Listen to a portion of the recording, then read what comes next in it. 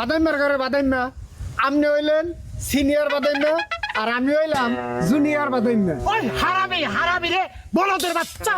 আবার একটা সত্যি কথা কইলেন আব্বা। আপনি হইলেন বড় বলদ আর আমি হইলাম ছোট বলদ। ওরে আমি বলদ বানিয়ে ছাড়ো হালার বউ হালা।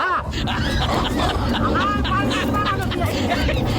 হালার বউ হালা তুই আমার বাস বানানো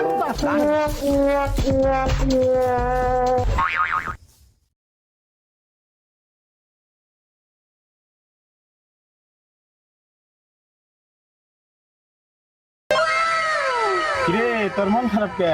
হ্যাঁ কাকু, আমার তো একটু মন খারাপই।